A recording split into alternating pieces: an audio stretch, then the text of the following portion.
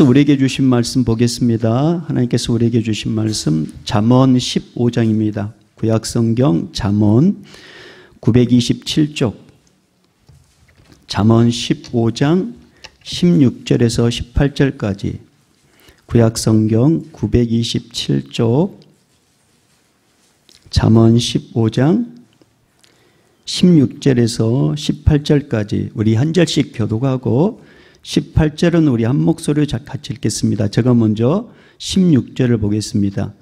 가산이 적어도 여호와를 경외하는 것이 크게 부하고 번뇌하는 것보다 나으니라.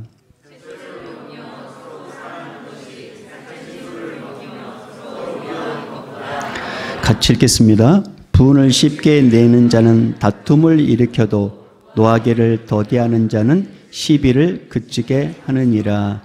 아멘. 우리 서로 엄지척 인사하겠습니다. 엄지척. 네. 엄지척 잘 보내셨습니까? 네. 감사합니다. 5월달은 가정의 달을 맞이해서 오늘 이제 가정주일 예배로 이렇게 드리게 됩니다. 오늘 설교 제목이 아름다운 단어 가정. 아름다운 단어 가정이라는 제목을 가지고 주임성 듣겠습니다. 어떤 교회 목사님이 겪었던 일화를 읽은 적이 있었습니다. 그 내용은 이렇게 시작합니다. 교회를 개척하고 얼마 되지 않았을 때 등록교인도 아닌데 새벽마다 나와서 기도드리는 한 자매가 눈에 띄었답니다. 처음에는 이제 목사님께서 참 믿음이 좋은 자매가 또 나왔구나. 새벽을 깨우기도 쉽지 않은데 참 믿음이 좋은 자매가 새벽에 나왔네. 이렇게 이제 생각을 했답니다. 근데 어느 날 이제 새벽 예배를 마치고 강대상 아래에서 이제 기도를 하고 있는데 인기척이 느껴져가지고 뒤를 돌아봤더니 그 자매가 머뭇거리면서 이렇게 조심스럽게 목사님께 이렇게 말을 걸었답니다. 목사님, 지금 목사님께 안수 기도를 받을 수 있을까요? 이렇게 묻더랍니다. 그래서 목사님은 무슨 일 있습니까? 라고 대묻자 이 자매가 목사님, 제가 이혼할 수 있도록 기도해 주십시오. 제가 이혼할 수 있도록 기도해 주십시오. 순간 당황했답니다. 그렇다고 그렇게 기도해 줄 수는 없잖아요. 그래서 목사님께서 대신 자매의 영혼을 위해서 간절히 기도해 주었답니다. 이제 기도 후에 자매와 이제 마주 앉아서 그녀의 인생을 듣게 되었답니다. 근데 그녀의 이야기를 듣고 있는 목사님 자신도 그 남편과 못 살겠구나. 그렇게 생각이 들었답니다. 왜냐하면 하루가 멀다 하고 술을 마시고 와서 집안에 물건을 던지고 행패를 남편이 부린답니다. 그리고 그 아내의 소중함도 생각지도 않고 매일 폭언을 퍼붓고 그 다음에 말로 막 이렇게 주눅들게 만들고 멸시를 주면서 상처를 주는 그런 말들을 막 한다는 것입니다. 그게 뭐 1, 2년이 아니라 결혼하고 나서 수십 년이 될 정도로 그게 바뀌지가 않더라는 거죠. 그래서 너무 힘들어가지고 새벽마다 교회 나와가지고 하나님께 이혼하게 해달라고 그렇게 기도를 하게 됐다라는 것이죠.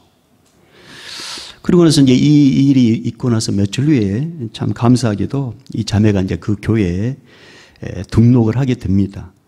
그리고 등록하고 나서 이제 목사님 댁에서 양육을 받게 되는데 근데 이 자매가 이제 점점 은혜를 받게 되는 거예요. 양육을 받으면서 은혜를 받게 되는데 또 공교롭게도 그 은혜 받을 때쯤에 남편이 뇌혈증으로 이렇게 쓰러집니다. 그러면서 이제 반신불수가 되는 거예요. 여러분 생각 같았으면 어떻게 했을 것 같아요? 지금이야말로 남편에게 복수할 수 있는 절호의 기회겠죠.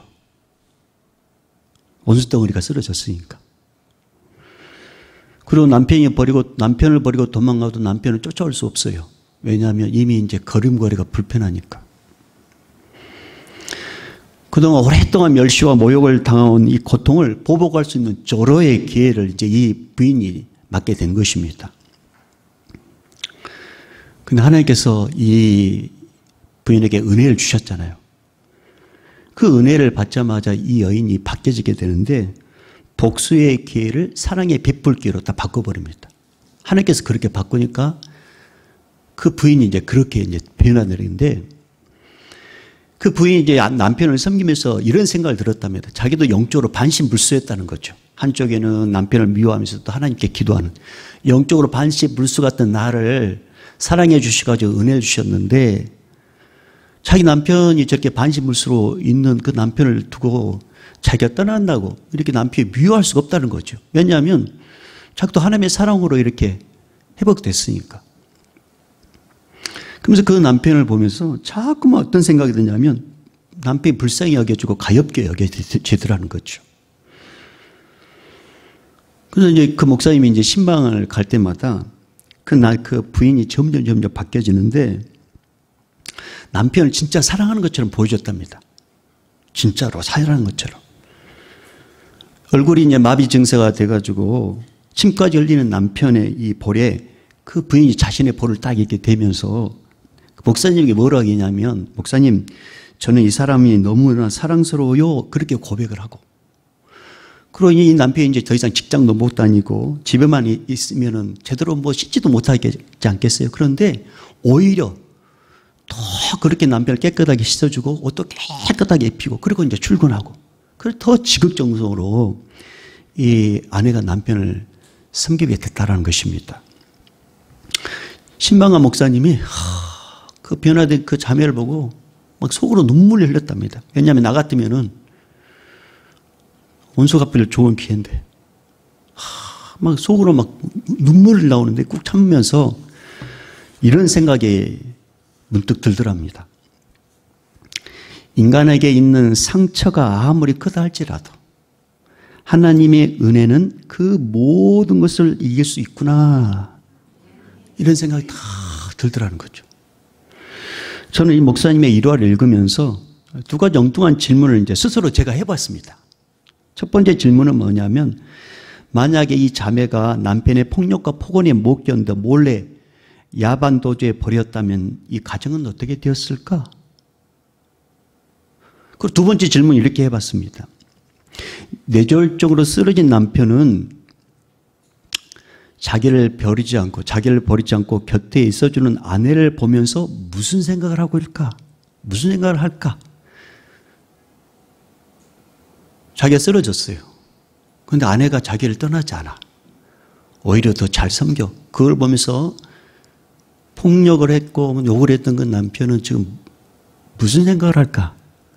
그걸 제가 이제 생각을 해봤습니다. 거기에 대해서 이제 두 가지 질문하면서 제 나름대로 거기에 여러 가지 답을 달아보면서 마음 한편으로 제 마음에 딱 이런 생각이 딱 차고 들어오는 것입니다. 어떤 생각이냐면 참 다행이다.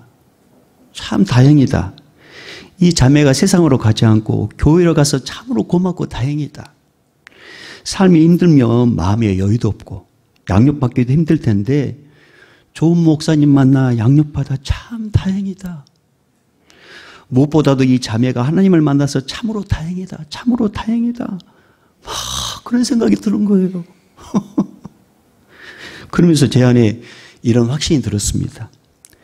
우리 하나님은 모든 문제보다 크신 분이시다. 우리 하나님 만나면 문제는 해결된다. 무슨 문제든지 하나님께서 개입하시면 해결된다. 하나님만이 얽히고 설킨 문제를 본래대로 되돌릴 수 있다. 그런 믿음이 저에게 확 들어왔었습니다. 그렇게 답이 맞다고 까또 가잖아요. 까또 맞아요. 그러죠. 사랑하는 여러분, 여러분의 가정은 안녕하십니까? 여러분의 가정은 행복하십니까? 오늘 본문을 보십시오. 행복한 가정의 조건은 물질의 많고 적음에 달려있지 않고 하나님에게 달려있다라고 이렇게 선언하고 있습니다. 그게 16절 말씀이거든요. 자, 우리 16절 말씀 다시 한번 볼까요? 16절 시작. 가산이 적어도 여호와를 경외하는 것이 크게 부하고 번뇌하는 것보다 나으니라. 아멘. 쉬운 말 성경에는 이렇게 기록되어 있어요. 한번 들어보세요. 가진 것이 많지 않아도 주를 경외하며 사는 것이 많은 재물을 갖고서도 걱정하며 사는 부자들보다 낫다. 유진 피터스의 쓴 메시 성경은 좀 더 쉽게 이렇게 기록해놨어요. 하나님을 경외하며 소박하게 사는 것이 골칫거리 가득한 부자로 사는 것보다 낫다. 이렇게 기록해놨어요. 여러분 이제 제가 하나 이제 예를 들어서 제가 이 부분을 설명해 볼게요. 네. 저의 어렸을 때 이제 우리 가정의 모습고 우리 부모님들 여기 계신 이제 장년들의 이제 세대에 겪었던 그런 이야기인데요. 여러분 예전에 이제 먹을 것이 별로 없었잖아요. 배도 고프고. 근데 이제 밥 먹을 때 이제 큰 양푼에다가 밥을 넣고 거기에다 김치 넣고 거기다 고추장 넣고 좀 살면은 거기다 이제 참기름도 뿌리고 그리고 이제 막 주걱으로 확 비빕니다. 비벼놓고 그리고 조그만 상에다가 딱 올려놓고 밥 먹어라 그러면 이제 우리 형제들 다 오잖아요. 그러면은 그때부터 막 숟가락으로 막 퍼먹습니다. 그럼 어느 정도 배가 부르면은 그때 이제 장난을 치는 거죠. 형이나 동생이. 형의 밥에 딱 들면 숟가락을 탁 쳐버리죠. 그러면 밥이 뚝 떨어져 버렸죠. 그러면 그걸로 이놈 새끼 한 게 아니라 그게 이제 재밌어요. 이미 배가 불렀기 때문에. 그래서 그걸 보면서 막 피가 확 웃고 그런단 말이에요. 그러면 그 모습을 뒤에서 딱 바라보는 부모 입장에서는 그게 보고 미수가 되는 거예요. 가진 건 별로 없지만 애들 행복하게 밥을 퍼먹고 그 숟가락 장난하면서 깔깔깔깔깔깔 그런 모습, 그 웃는 모습이 부모님 얼굴에 미소를 짓게 한다는 것입니다. 반대로 부잣집을 한번 상상해 보십시오. 긴 탁자에다가 산의 진면을 가득 올려놓습니다. 그리고 분위기를 엄숙합니다. 그리고 온 식구가 아버지 눈치를 봅니다. 그리고 밥 먹을 때 딱 따가락 젓가락 소리 숟가락 소리만 납니다. 그리고 밥을 먹고 나서 각자의 방으로 딱 흩어집니다. 그리고 끝. 상상만 해도 소화가 안 되죠. 상상만 해도 소화가 안 됩니다. 여러분 이 두 가지 비유 중에 가진 것 없지만 깔깔깔깔깔 막 이렇게 조그만 상에서 양푼에 밥 비벼놓고 막 퍼먹고 웃으면서 그래서 엄마 아빠가 웃는 그런 가정이 좋겠습니까? 아니면은 이왕이면 부잣집이니까 딱 식탁에다 산에 집 미쳐놓고 아빠 눈치 보면서 까짝까짝 먹다가 시간 돼가지고 방에 딱 들어가 버리고 그리고 아무 이상도 없었다. 그런 가정이 좋겠습니까? 저는 가진 것 없어도 저는 첫 번째 가정을 좋습니다. 저는 그런 가정이 좋습니다. 행복한 가정이라는 게 바로 그런 가정이라는 거죠. 그런데 그 행복을 주시는 분이 오늘 성경이 누구라고요? 그런 행복을 주시는 분이 여호와 하나님이시다. 왜냐하면 시편 127편 1절 말씀 보면 여호와께서 집을 세우지 아니하시면 세우는 자의 수고가 헛되며 여호와께서 성을 지키지 아니하시면 파수꾼에 깨어 있음이 헛되도다. 이것을 좀 더 쉽게 설명한 그 말씀이 있는데 그 말씀을 우리 한번 찾아볼 거예요. 자, 오늘 말씀을 이렇게 딱 책갈피 끼시고 시편 128편으로 가봐요. 시편 128편. 앞으로 좀 넘기면 있어요. 시편 128편. 잠언 앞에 보면 이제 시편이 있습니다. 시편 128편 1절에서 4절까지. 1절에서 4절까지 찾으셨으면 아멘. 자, 우리 1절에서 4절 읽어볼까요? 시작. 여호와를 경외하며 그의 길을 걷는 자마다 복이 있도다. 내가 내 손이 수고한 대로 먹을 것이라.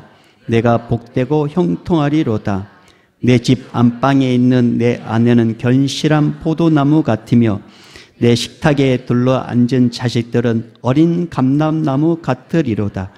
여호와를 경외하는 자는 이같이 복을 얻으리로다. 아멘. 여호와를 경외하고 여호와를 그 가정의 주인으로 삼는 가정은 어린 자식들이 식탁에 앉아서 깔깔깔깔깔깔 부족함이 없어. 뭐 좀 부족하더라도 칼칼칼칼칼 그렇게 웃고 행복이 넘치는 그런 가정이 될 수 있게 된다는 것입니다. 사랑하는 여러분, 여러분의 가정이 남들보다 좀 넉넉하지 않아도 괜찮아요. 부유하지 않아도 괜찮아요. 대신에 하나님을 경외하는 신앙만큼은 가난하지 마십시오. 하나님을 경외하는 신앙만큼 부유하시길 바랍니다. 하나님을 경외하는 믿음만큼은 거룩한 욕심을 갖기를 바랍니다. 그러면 하나님께서 반드시 이 땅에서의 삶을 여러분 책임져 주실 것이고 여러분 자손의 삶까지도 여러분 자녀의 삶까지도 책임져 주실 것입니다. 그게 바로 행복한 가정이라는 거죠. 아름다운 단어 가정. 그 가정의 행복의 주관자는 여호와 하나님이십니다. 여호와 하나님. 제가 오늘 이제 우리 교회 학교 애들에게도 이제 저 어렸을 때 이야기를 했습니다. 저희 동네에는 참 이게 아주 참 좋은 동네입니다. 왜냐하면 고요하지가 않습니다. 하루가 멀다고 막 이 집에서 이상한 소리 들으면 쨍그랑쨍그랑 아이고 이놈의 새끼야 막 그러더라고요. 예전에는 우리 어르신들 제대로 못 먹으니까 이렇게 참 굶겨 살고 어렵게 살았잖아요. 그러면 막걸리 한 잔 먹고 와서 자기 신세 한탄하는데 그걸 또 아내에게 푼단 말이에요. 이 집에서 한 번 싸우면 다음에 이제 네 집에 있어서 이렇게 막 돌아가면서 싸워요. 근데 유일하게 싸우지 않는 가정이 있었습니다. 그 가정이 예수 믿는 가정이었습니다. 유일하게. 저는 그 가정이 너무 부러웠습니다. 그리고 유일하게 그 가정이 베푸는데 인색하지 않았습니다. 그리고 하나님께서 우리 동네에서 그 가정이 또 부자로 세워주셨어요. 제가 그때 그걸 알았습니다. 야, 예수 믿는 가정은 싸움 소리가 안 들리는구나. 그래서 그때부터 이제 기도가 저에게는 이제 기도 제목이 됐던 거죠. 사랑하는 여러분, 행복한 가정의 주인을 행복한 가정이 되길 원하신다면 하나님을 잘 섬기면 됩니다. 두 번째, 행복한 가정, 아름다운 가정을 지키는 두 번째 비결. 오늘 17절 말씀. 자, 17절 읽어보겠습니다. 시작. 채소를 먹으며 서로 사랑하는 것이 살찐 소를 먹으며 서로 미워하는 것보다 나으니라. 아멘. 아름다운 단어 가정. 이 가정을 지키는 두 번째 비결은 가족 간에 서로 사랑하며 사는 것입니다. 며칠 전에 아내에게 이제 제가 이렇게 이야기했습니다. 여보, 이제 날씨가 더워가니까 오래된 물건, 안 쓰는 물건 있으면 재활용하도록 정리 좀 합시다 라고 이렇게 말을 했더니 아내가 그 물건 사이에 당신도 함께 버리는 수가 있으니 잘하시오? 그렇게 말하는 것입니다. 저는 처음에 무슨 말인지 몰랐습니다. 근데 알고 봤더니 제가 어느새 오래된 물건이 되어 있더라고요. 그래서 제가 이렇게 퉁명스럽게 대꾸했습니다. 청소하지 말고 놔둡시다. 그냥 놔둡시다. 제 대답에 아내가 뭔가 좀 느꼈던가 봐요. 그래서 아내가 웃으면서 이렇게 이야기하더라고요. 농담이에요, 농담. 농담이에요, 농담. 그래서 제가 이렇게 말을 하겠습니다. 무심코 던진 돌에 개구리 맞아 죽는다는 말 모르고 그렇게 말하려다가 제가 참았습니다. 그러면서 농담 속에 진담이 느껴진다고 할까요? 그러면서 저 스스로 이렇게 다짐했습니다. 앞으로 잘해야 되겠구나. 앞으로 잘해야 되겠구나. 여러분 혹시 깍지 의미 아세요? 깍지 의미? 이거 깍지 의미? 몇 년 전에 어느 결혼식에 이제 참석했는데 주례 목사님께서 이제 이런 이제 주례 하시는데 남자의 왼손과 여자의 오른손이 이렇게 딱 맞잡으면 이제 깍지가 된다는 거죠. 깍지. 이 깍지의 의미. 그 의미를 이렇게 설명하더라고요. 우리 손가락 5개가 있는데 이 손가락, 각각의 손가락은 장점을 이야기하는 장점. 그리고 이 골 4개가 있는데 이 골은 단점을 이야기한다는 거죠. 골은 단점. 근데 남자와 여자가 만나가지고 이렇게 딱 깍지를 낀다는 것은 나의 장점으로 당신의 단점을 이렇게 덮어주겠습니다. 그래서 결혼을 한다는 거죠. 그리고 이렇게 손바닥 맞잡으면서 서로 이제 사랑이 싹 트고 정이 싹 튼다는 거죠. 그런데 아내는 그런 마음으로 딱 이렇게 나의 단점을 감추려는, 나는 이렇게 계속 이렇게 자기 장점만 생각하고 있다면 뭔가 어색하다는 거죠. 나는 당신의 단점을 품으려고 다 이렇게 숙이는데 남편은 자기 고집 피워가지고 계속 들고만 있으면 이 가정은 어색한 가정이 된다는 거죠. 그래서 행복한 가정이 되려면 서로가 이렇게 딱 깍지를 끼우고서 서로가 다 이렇게 품어줬을 때 행복한 가정이 된다. 이런 이제 주례를 하는 거예요. 와, 제가 그 주례를 듣고요. 제 마음에 딱 꽂혀가지고 몇 년 다녔음에도 불구하고 그게 이번에 생각나는 거예요. 그래서 오늘 이 시간에 이렇게 제가 또 이렇게 대신 이야기해주고 있는 것입니다. 사랑하는 여러분, 가족 구성원인 가족은요, 가까운 사이기 때문에 그 누구보다 흠이 잘 보일 수 있어요. 만약에 가족들이 그 흠을 들춰낸다면 그 가정은 날마다 싸움판이 되고 말 것입니다. 하지만 서로의 단점과 흠을 사랑으로 품고 기도로서 그 단점과 흠이 바꿔지기를 바란다면 그 사랑은, 그 가정은 사랑의 동산으로 바뀌게 된다는 것이죠.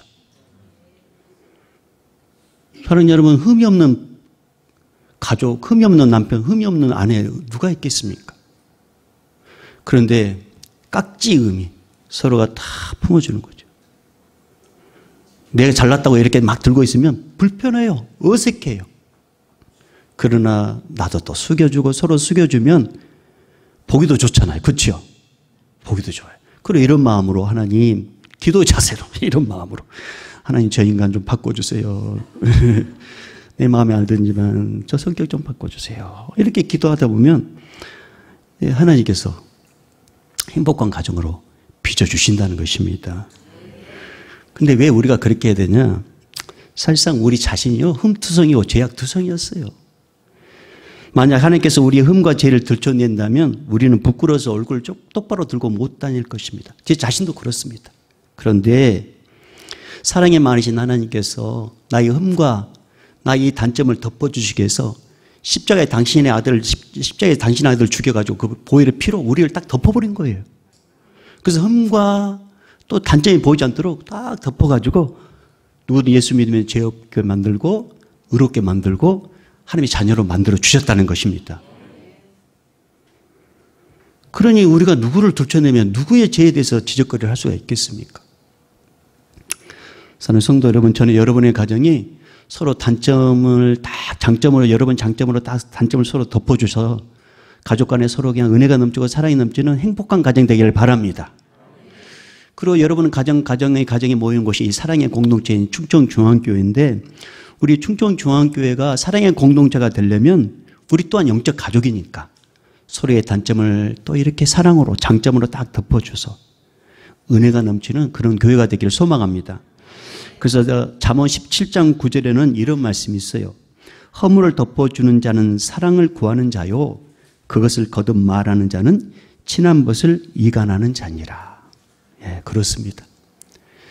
아름다운 단어 가정. 이 가정의 행복을 계속 유지하는 비결은 나의 장점으로 당신의 단점을 내가 감싸겠습니다. 예, 그런 마음으로 이렇게 꼭 이렇게 사는 우리 모두가 되십시다. 세 번째, 행복한 가정, 아름다운 가정을 지키는 비결은 18절에 있습니다. 자, 18절 읽어보겠습니다. 시작. 분을 쉽게 내는 자는 다툼을 일으켜도 노하기를 더디하는 자는 시비를 그치게 하느니라. 아멘. 여러분, 분을 내기 전에 한 번만 더 생각할 수 있는 시간을 가지십시오. 분을 내기 전에. 모든 싸움의 시초는 쉽게 분을 내는 것부터 시작합니다. 창세기 4장에 말씀 보면 인류 최초의 살인자가 나오는데 그 살인자가 누구냐 하면 가인입니다. 가인. 근데 누굴 죽이냐? 자기 동생 아벨 죽이거든요. 가인과 아벨이 하나님께 예배를 드리는데 하나님께서 아벨의 예배는 받으시고 가인의 예배는 안 받아요. 은혜를 못 받으니까 자기 안에 또 하나님이 자기를 차별한다 생각하고 분을 내요. 그러니까 하나님께서 가인 보고 뭐라고 이야기하냐면 창세기 4장 5절, 6절, 7절 말씀에 이렇게 부탁을 합니다. 여호와께서 가인에게 이르시되 내가 분하여 함은 어찌 됨이며 안색이 변함은 어찌 됨이냐. 내가 선을 행하면 어찌 낯을 들지 못하겠느냐. 선을 행하지 아니하면 죄가 문에 엎드려 있느니라. 죄가 너를 원하나 너는 죄를 다스릴지니라. 이 말씀이 나오거든요. 이게 뭐냐면 가인이 자기 동생의 예배를 하나님께 받으시고 자기 예배는 안 받으니까 갑자기 분이 일어났단 말입니다. 하나님께서 그걸 아셨어요. 네가 왜 분을 내고 네가 왜 안색이 바뀌느냐. 그 분을 참아라. 그 분을 이겨라. 근데 가인이 그 분을 못 이겨버립니다. 그래서 분을 폭발해버려요. 그래서 어떻게 그 분을 폭발하냐면 자기 동생을 들판으로 불러냅니다. 그래가지고 아무도 안 보는 것처럼 아무도 보는 사람 없겠지. 그래가지고 돌 들어가 자기 동생을 쳐서 죽이거든요. 그리고 땅에 묻어버린단 말입니다. 여러분, 이 분이라는 게 그렇게 무서운 거예요. 여러분, 잠언 17장 14절에 보면 이런 말씀인데요. 참, 이 말씀이 참 중요하니까 우리 잠언 17장 가볼까요? 뒤로 한번 넘겨보실까요? 잠언 17장 14절. 잠언 17장 14절. 자, 한번 읽어보겠습니다. 잠언 17장 14절 시작. 다투는 시작은 뚝에서 물이 새는 것 같은 즉 싸움이 일어나기 전에 시비를 거칠 것이니라. 아멘. 여러분, 모든 싸움의 시초는 무엇부터 시작된다고요? 분을 내면으로부터 이제 시초가 된다 했죠. 그러니까 성경에 보면 쉽게 분을 내서 싸우는 것은 저수지에 뚝이 터지는 것 같은 큰 재난을 자초하게 된다는 것입니다. 여러분, 저수지에 물이 터진다면 어떻게 되겠어요? 그건 큰 재난이죠. 마찬가지로 쉽게 분을 내가지고 가정에서 싸우면요, 가정에 이 사랑의 뚝이 탁탁 터져버린단 말이에요. 사랑의 뚝이 터져.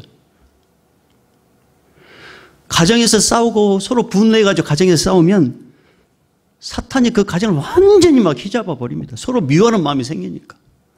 평안이 있겠어요? 얘들이 집에 들어올 수 있겠어요?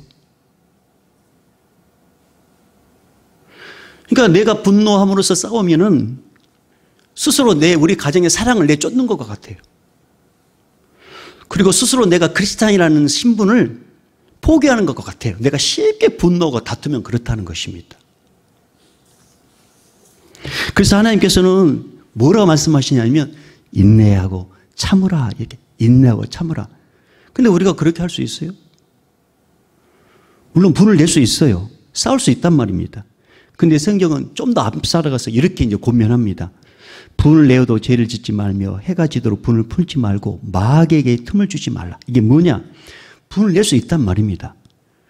근데 분을 내기 전에 한 번만 더 생각하고, 혹 분을 냈다면 해가 지기 전에 그 분을 빨리 풀어야 된다는 거예요. 빨리 풀어야 돼요. 그리고 여러분, 부부싸움 하다가 이렇게 막 분을 내 싸우잖아요. 절대 각방 쓰면 안 돼요. 같이 잠을 자야 돼요. 서로 등을 또, 서로 이렇게 맞대고 자더라도 같이 자야 돼요. 그 남편이 뭐 팔을 딱 하면은 탁 치우면 안 되고 그냥 그대로 있어야 돼요. 발로 딱 막 그냥 그대로 있어야 돼요. 그러면서 피부가 닿으면서 이게 조금씩 풀어지는 거죠. 조금씩. 근데 싸웠다고 침대까지는 내가 괜찮은데 당신 발이 올라왔다고 막 차고 그러면은 불편한 거죠. 분을 낼 수 있단 말입니다. 근데 분을 내기 전에 한 번 더 생각하시고, 혹 분을 냈다면 해가 지기 전에 빨리 그걸 풀어야 됩니다. 왜냐하면 마귀가 틈을 타니까. 그래서 행복을 완전히 깨뜨려 버립니다. 사랑하는 여러분, 저는 여러분들이 분을 낼 수 있는 어떤 위치에 있을 때 한 번만 더 생각하는 여유를 갖기를 주님 축복합니다. 혹시나 분을 냈더라도 그것이 해가 지기 전에 빨리 풀고, 그냥 남편이든지 아내든지 간에 누구 한 사람이 친구 미안해, 여보 미안해, 한 번만 좀 이렇게 숙여버린다면, 마치 깍지 의미를 생각하게 된다면 여러분의 가정 행복한 가정으로 계속 유지될 것입니다. 말씀 마무리하겠습니다. 행복한 가정을 이루는 것은 다른 게 아닙니다. 여러분의 가정의 주인을 하나님으로 인정하십시오. 하나님을 잘 섬기는 가정은 자연스럽게 하나님께서 행복을 흘러보내게 만드십니다. 두 번째로, 가족 구성원 간의 장점을, 여러분 단점, 또 다른 가족 구성원의 장점으로 딱 품어주십시오. 그리고 그 영혼을 위해서 기도하십시오. 그 영혼을. 그리고 혹 분을 낼 수 있어요. 근데 한 번만 더 생각하시고, 혹 분을 냈다면 해가 지기 전에 그걸 빨리 풀어서 마귀로부터 틈을 타지 않냐고 하나님께서 보호하는 가정으로 행복이 넘치는 복된 우리 충청중앙재단의 귀한 가정 되기를 주님 축복합니다. 기도하겠습니다. 이제는 우리 주 예수 그리스도의 은혜와 하나님 아버지의 무한하신 사랑하심과 성령님의 감화감동 교통 충만하심이 아름다운 단어 가정, 행복한 가정을 이루기 위해서 서로 사랑하고 하나님을 주인으로 모시고 분을 낼 수밖에 없는 환경 가운데 있을 때 한 번 더 생각하고, 분을 냈다면 해가 지기 전에 풀어버림으로 마귀로부터 틈을 타지 못하게 만들겠다고 그렇게 다짐한 우리 모든 성도들의 다짐과 그 확신과 그 소망을, 오늘 또 복음을 증가하는 우리 선교사님과 코로나 바이러스를 위해서 애쓰는 우리 의료진들과 모든 공무원들과 또 환우들 위해 오늘 이 예배 현장에 있는 우리 다음 세대들과 가족을 이루어 슬픔에 처해 있는 우리 유가족들 위해 이제부터 영원히 있을지어다. 아멘.